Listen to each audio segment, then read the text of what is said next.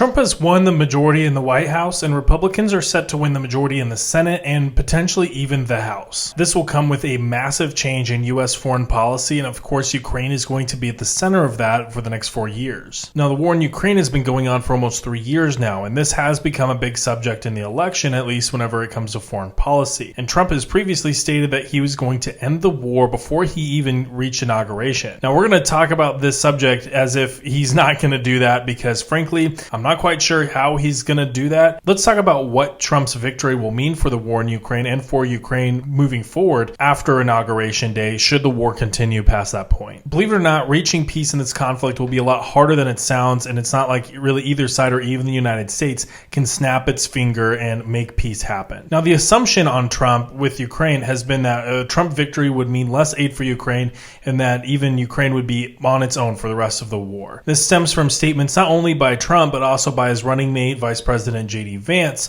throughout the campaign. And really what they were saying in some of these statements was that they're less worried about Russia and they're more worried about China or Iran, and they feel that the U.S. first needs to focus on domestic issues and not send money abroad before focusing on China as the principal security threat to the United States and not necessarily focus on Russia. They've also made comments stating that they don't want bad relations with Russia, and really whenever they say that, their focus is on Russia's nuclear weapons stockpile and they don't want a nuclear war, which is generally, I think everybody can agree, a sensible thing to say. However, again, we have to remember there's a war going on. Russia doesn't necessarily view it the same way, and even Trump's last presidency didn't really see Russia in that same light. Now, regarding the belief that a Trump victory would mean less aid for Ukraine, I don't necessarily believe that that assumption should hold in the long term. Trump met with President Zelensky back in September. It has been described as productive, and of course, Zelensky was one of the first foreign leaders to congratulate Trump on his victory, and of course, he referred back to that meeting back in September. Now, in that meeting, Zelensky used language that I think was very important for him to use, especially with President Trump. Zelensky stated that he doesn't want the United States to lose this war, and Zelensky was appealing to Trump's desire to win and his general hatred for losing. We all know that Trump does not like to lose and that he really does not take losing very well. And this is certainly a button that Zelensky will need to push longer term, especially throughout the next 4 years, especially leading up to inauguration, to make sure that, of course, Trump is focusing on the right things here on the Ukrainian side. Now, going back to some of Trump's statements in the past, his main concern has been a direct confrontation between the United States and Russia. And really, nobody should want this. I don't think that that's a controversial statement to make. If it is, let me know. That's news for me. This is something that, of course, President Biden has also been very concerned with. However, the approaches between Biden and Trump are, of course, very different here, and they're likely to remain very different. President Biden's approach has been generally escalation when met with significant resistance on a significant issue, and then whenever he's not met with significant resistance, gradually increasing his pressure. And so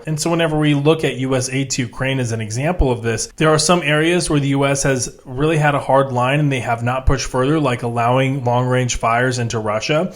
But in other cases where Russia has drawn a red line and that red line proved to be fictional, the U.S. has basically improved the aid going to Ukraine. So, for example, M1 Abrams tanks and F-16 fighters were off the table in terms of aid for Ukraine at the start of the war. However, as U.S. aid to Ukraine continued and Russia didn't really do anything about it, those items were, of course, sent to Ukraine eventually. Still, though, it's been at a trickle pace. It hasn't necessarily been in the quantity that, of course, Ukraine would really want for themselves right now. Trump might adopt a more aggressive pace to this aid should he decide to support Ukraine in this conflict, or should he believe that Russia is the reason that peace hasn't really broken out in this conflict. And if you've seen some of my previous videos talking about negotiations for peace over this conflict, and I'll have those linked down in the video description, then you probably can tell, yeah, it's really Russia has been holding up negotiations up to this. Trump may take a much more aggressive stance with Ukraine, basically meeting aggression with aggression, and we've seen this play out in the past as well. This strategy clashes very hard with Putin's own strategy, which is also very similar. It's escalating to de-escalate. It is meeting aggression with aggression. There is, of course, the direct risk of conflict,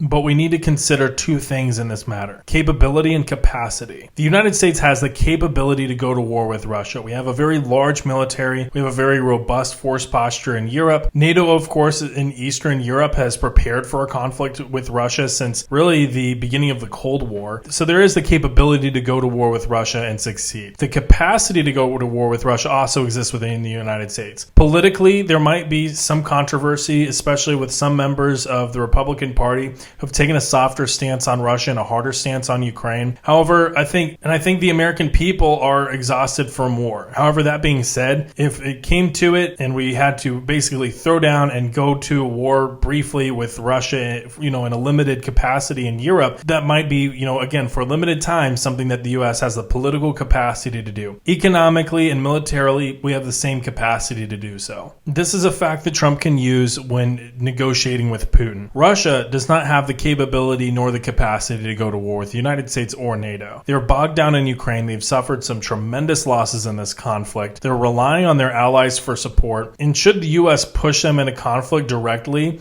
with armed force, that could be catastrophic for Putin politically. So being that Russia lacks the political, the economic, or the military capacity to fight the United States, this is really a strong point for the United States negotiating with Russia over Ukraine. Of course, the only issue here that equalizes the whole situation is nuclear weapons, but saber rattling cuts both ways. Russians are just as afraid of nuclear war as Americans are. And so, if the Russians are saber rattling and the United States starts saber rattling at the same time, that really just kind of sends the message to Putin that, okay, well, the United States is not backing down, so the next best thing for you is just to negotiate. So one course of action for Trump over Ukraine, should the conflict continue past inauguration, is to use these facts to pressure Putin into a negotiated settlement on favorable terms for Ukraine. I think this is a very optimistic assessment, but I don't think that it's off the table or, unrealistic. I think this is really just as likely as the second option, which we'll talk about here. The only issue, of course, is that members of the Republican Party that have, of course, softened on Russia, have taken a harder stance on Ukraine. They might raise some complaints about this policy, but again, this specific course of action is more of an executive action and doesn't really require much from Congress, so that's not a big issue right now. The second course of action, of course, would require some softening from those Republicans, and this would be, instead of direct action against Russia, it would be just generally increasing the pace of support for Ukraine to compel Russia to reach a negotiated settlement. This, of course, contains the risk of a direct confrontation between the United States and Russia, while it increases support for Ukraine and it increases the punishment for Russia, and increasing the pace of aid will also really help hasten the end of the war. Of course, this will need to be paired with good decision making from Ukraine's side and Ukraine meeting their manpower needs. We've talked about this specific challenge in my last video. Now, the third course of action that Trump could take, and I see this as an unlikely course of action, is he could just pull back aid from Ukraine. I do not, again, see this as likely. This would send an incredibly negative message to other U.S. partners around the world, and this would seriously impact the United States standing both economically and politically, and that's not something that Trump tends to do unless there's some sort of a follow-on action that pairs with it that kind of negates some of the damage. We've seen Trump threaten to do exactly this, however, and